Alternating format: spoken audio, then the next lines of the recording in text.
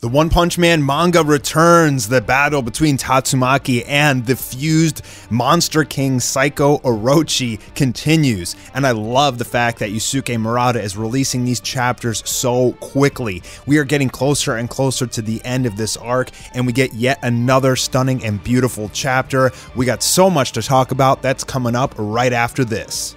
If you're a gamer or streamer, you know that hours of competition can leave you mentally and physically drained. That's why today I've decided to partner with Gamer Supps. Gamer Supps is a 0-calorie, deliciously flavored, keto-friendly powder that you add to some cold water, shake, and drink right away. It includes nootropics that sharpen focus and increase reaction time, organic caffeine to maximize energy and endurance, electrolytes, and tons of vitamins and minerals. I got the blue Raz flavor, and I gotta admit, it's amazing. Within like 2 minutes of drinking this, I can already feel an overwhelming amount of energy like surging through my veins. Try out Gamer Supps by clicking that link in the description today and get an extra 10% off with code Mastar.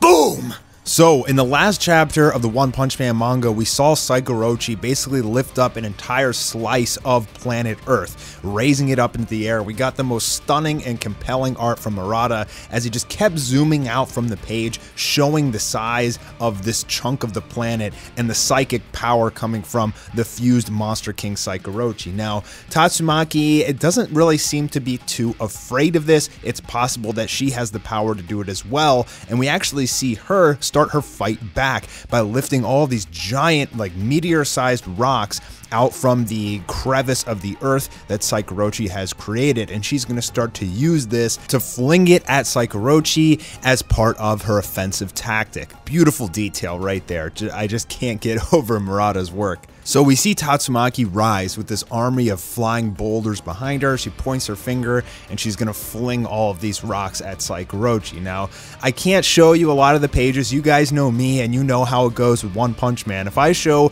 all these pictures of Psycho Orochi, I'm gonna get demonetized. It actually happened on the previous video, so I'm gonna have to cut out a lot of these pages. Obviously, I'm not gonna be able to show you all of the pages because there's a whole lot of curves, if you know what I'm saying. Murata does not hold back when it comes to the female anatomy. I mean, he's basically gone like full-blown hentai in the One Punch Man manga, but it's actually going to change in this chapter.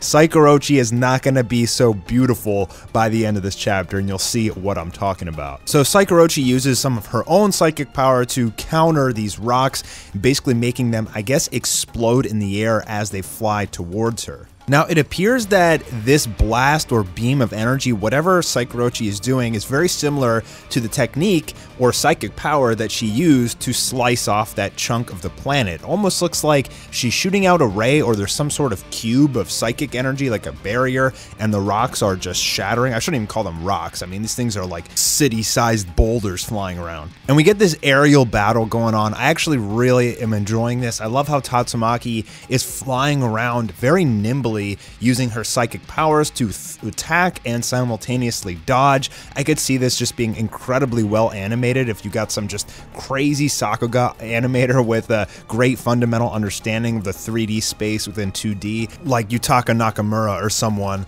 who would just make this, just your brain explode from the animation of this combat. As Tatsumaki throws a boulder, it lands directly in the face of Psycho Orochi, who puts her hands right on it, and it looks like it's crumbling, it's sending shockwaves through the boulder, and it actually appears to have just sliced in half.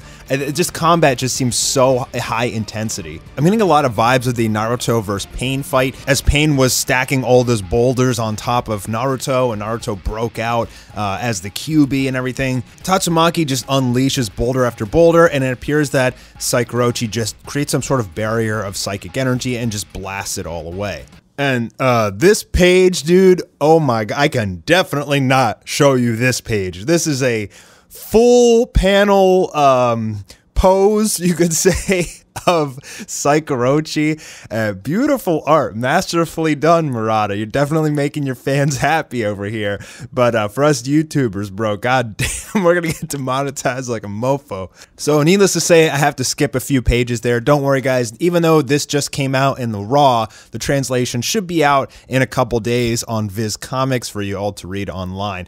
Basically, what's going on here is just the peak of psychic combat in One Punch Man. You're getting the two strongest psychic characters. At least we don't know for sure if Blast is actually psychic yet, but it appears to be the two strongest psychic characters in all of One Punch Man, encapsulated in a battle on top of this pyre in the middle of a city, and there's just thunder and psychic and lightning and explosions, swirling wind and rocks and everything. This is a pure cataclysmic event of the two mightiest psychic beings on Earth, and it's phenomenal. Now, obviously, with that level of destruction happening on Earth, you have all the bystanders running away in terror. You got the A-class heroes trying to figure out what's going on, and it appears that Saikurochi is following Tatsumaki's movements. It seems like she's realizing a pattern in the way that Tatsumaki is flying around, and she's going to use that opportunity to attack. So it looks like the blast that she just shot out hit Tatsumaki. You see her kind of falling to the ground,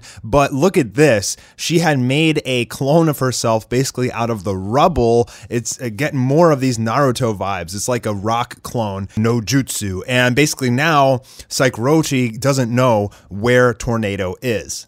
And another photo that I cannot show you even a quarter of.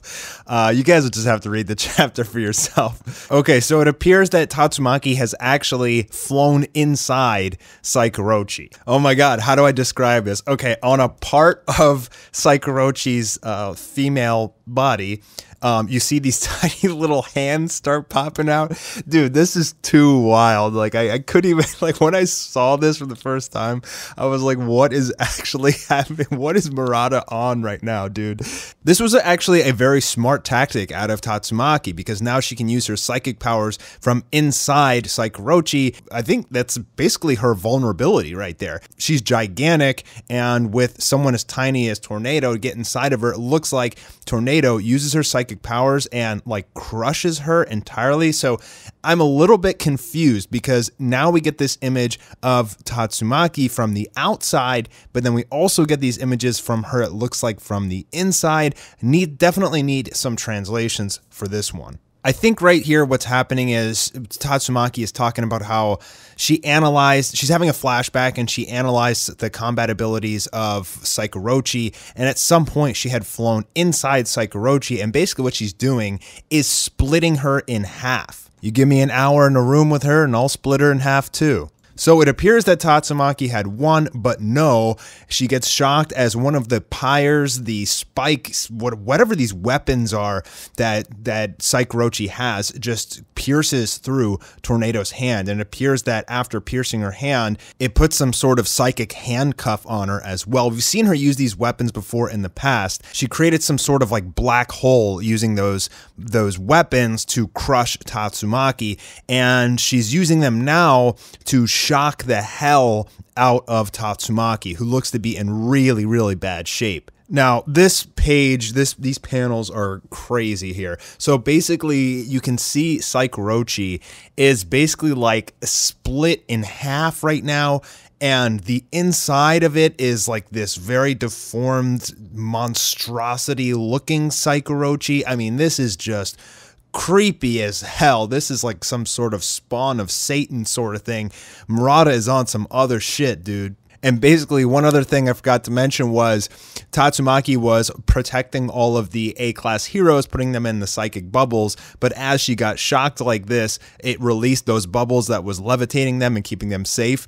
And if you look at the bottom right panel here, Prairie Prisoner's junk is about to land right on Atomic Samurai's face. So now that Tornado is vulnerable and at point blank range, Saikurochi shoots one of her gigantic nukes of psychic energy, the one that basically split apart the slice of the earth. And as it's about to blast Tornado into smithereens, in Dragon Ball Z fashion, you get the energy beam come out of nowhere and deflect it. And that's our boy Genos, who has new and improved upgrades and gear. I love the way that Murata is able to depict like the energy blast, just have so much detail only using black and white. There's like lightning and darks and lights, and the energy seems so powerful just from without even any color or effects. Just pretty crazy from an artist's perspective.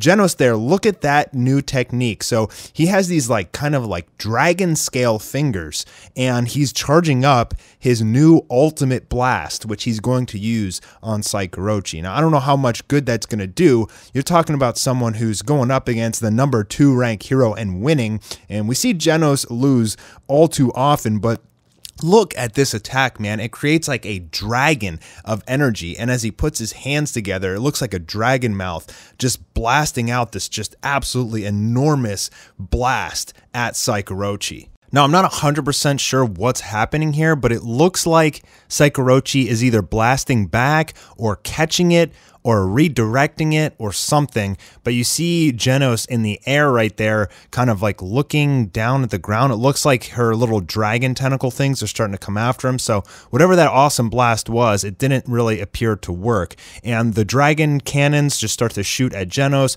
who begins to have aerial combat with Tatsumaki as well. Now, no doubt there, I can't read that Japanese, but I'm pretty sure she's saying, "Don't interfere, this is my fight," or something along those lines. Tatsumaki never wants help from any of the other heroes, and maybe she could have done something there, maybe she would have died, but my guess is she probably would have been okay. But it looks like Genos is going to stay there and fight with her as we get the last panel of this battle for this chapter, and it appears that Tatsumaki and Genos are both flying in the air up going towards her, who's saying something. We'll have to wait till the translations come out and I'll make a video on that. And the very last page we see Flashy Flash and Saitama, who are trying to work their way out of the Monster Association castle. So no doubt they're going to make it to the surface soon. I'm guessing Saikurochi is going to die to either Tatsumaki or Saitama, and then the awakened Garo should come out and the real battle will begin. I can't wait to see how Murata draws Monster Garo. We don't know what it looks like yet, only from the one